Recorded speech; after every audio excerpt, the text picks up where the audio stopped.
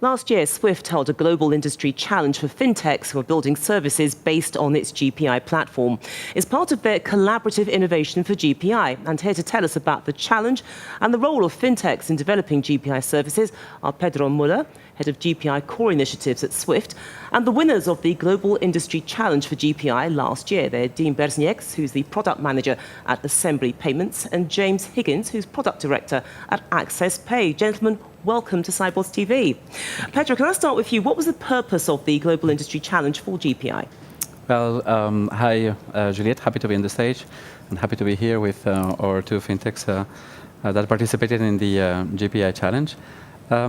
The GPI today is an innovation platform which has 80 banks live and 280 banks signed and looking forward to implementing that.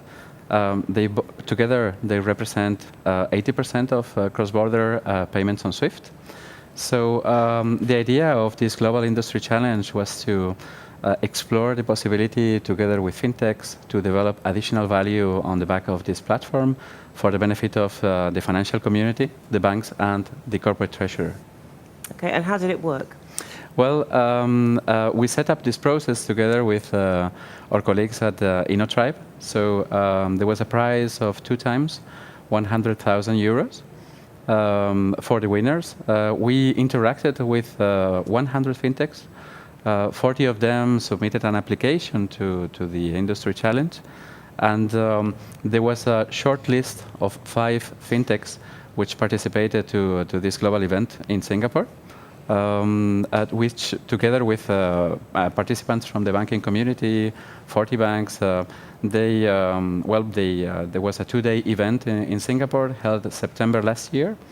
And as a result of that event, there were 2 winners, 2 solutions, 2 teams, which, they have won this industry challenge. And as a result of it, the winners had the opportunity to participate to Sibos last year, and also we have been together developing a proof of value this year. So a good relationship. And how would you define the role of the banks within the challenge? Yeah, there was also core to the industry challenge because GPI, the success of GPI has been built on the back of innovation and co-creation with different stakeholders in the financial community. So the banks participated to this industry challenge. There was 40 representatives from 30 banks. And together they selected the ideas they wanted to work with. We split from the initial pitch of the 5 participants. We split, I would say, the participants in 5 different teams. And together they co-created, they listened to this initial idea. They provided their own feedback. They also expressed their own interest. So they steered that initial idea a little bit to the left or to the right. And then together, they put together a final pitch for the jury of the industry challenge to decide about the 2 winners. Okay, well, it was a good pitch, and James, you're one of the lucky winners, so congratulations. And tell us about your company. What does your company focus on, and where did you see that connection with GPI? So AccessPay is a UK-based fintech, and we provide a focus for corporate customers on payment and cash management solutions. So we're on a mission right now to democratize access to best-in-class financial services and products for our corporate customers. And we're using previously untapped data sources to power financial transformation in the corporate treasury and financial operations of these organizations by using our analytics and machine learning tools to drive real change and insights for our customers. So for us, the link to GPI was clear in that GPI represents a huge and a new rich data source which our customers can leverage to further innovate and enhance some of the insights, develop more efficiencies in their payment operations. So the link was clear, and it was a great opportunity to be part of the GPI story. Okay, then, and Dean, you of course were also another winner. So again, what does your company focus on, and where did you see the link with GPI? Yeah, Assembly Payments is an Australian fintech focusing on payments, and really our focus really is about helping businesses that operate across different international boundaries as well as physical and digital channels.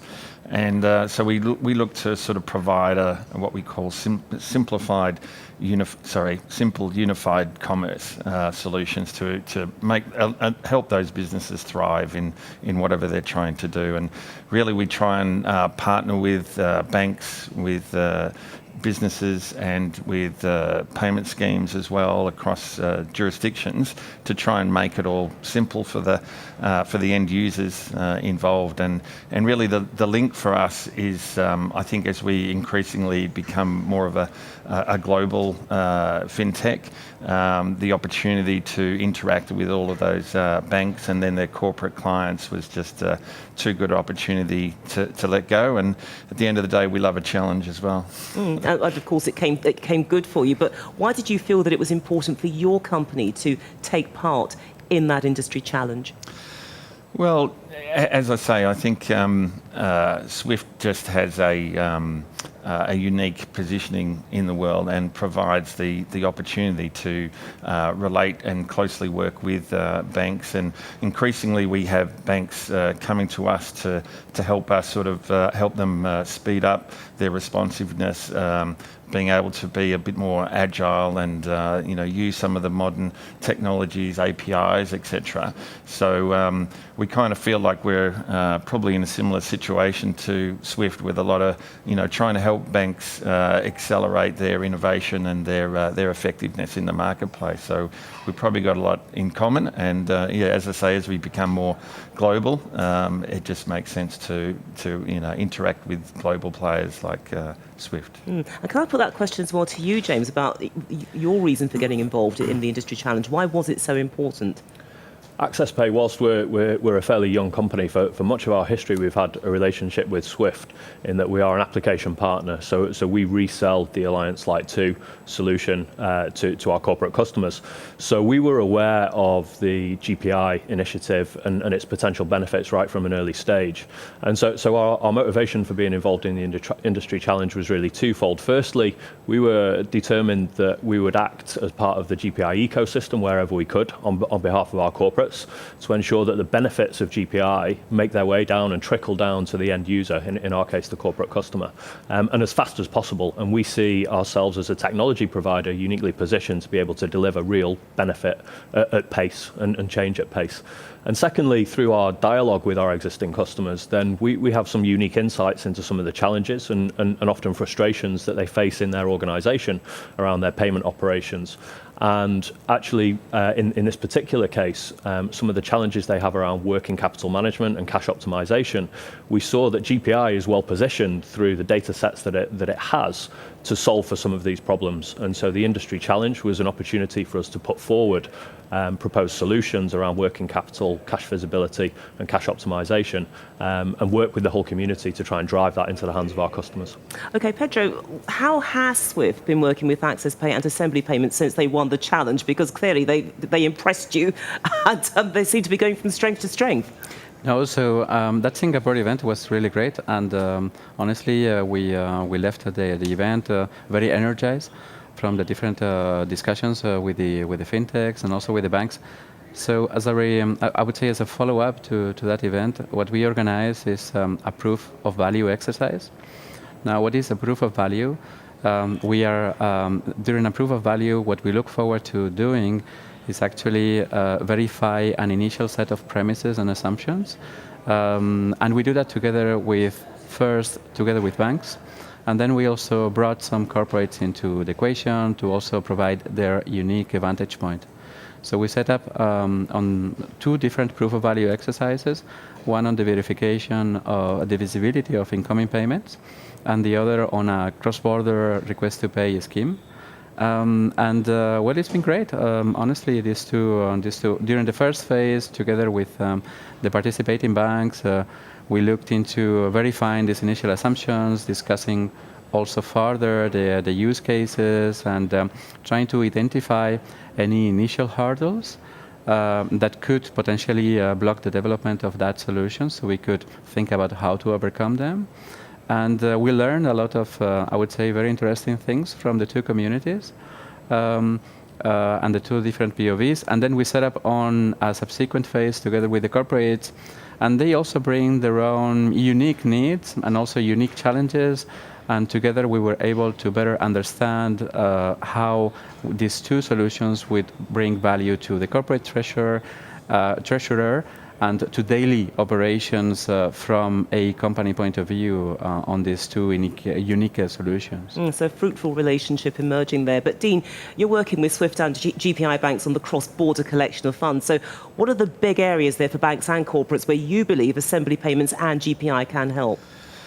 Yeah, I think the design that we collaborated with Swift, the banks and the corporates to prepare really ticks all the boxes. Really, for banks, it's a way to help them, add some real value to their clients, be more relevant to their business, help them not just transfer funds, but also improve their operations, as Pedro suggested. So.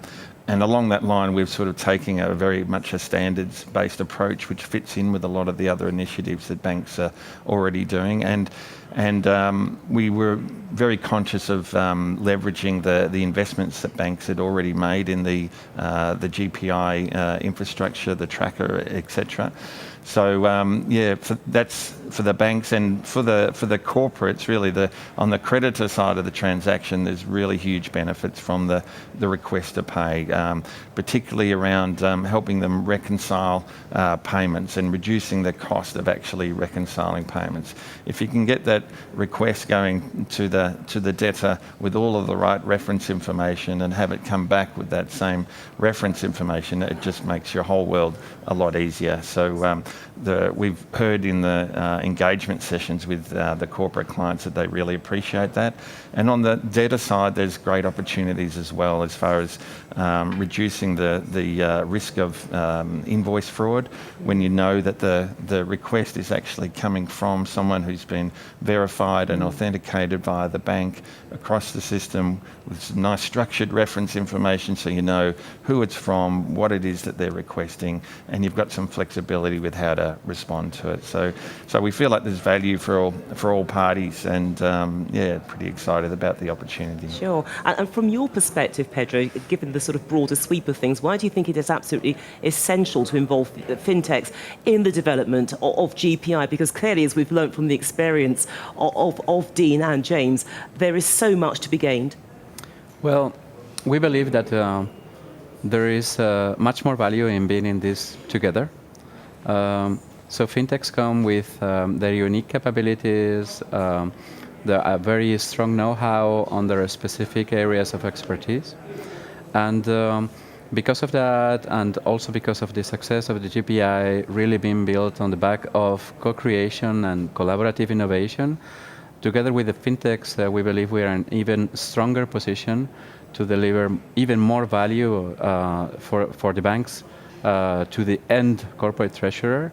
And so the more the merrier. Okay, well, let's end on that very positive note. But gentlemen, thank you so much for joining us on Sibos TV. Thank you. Thank you.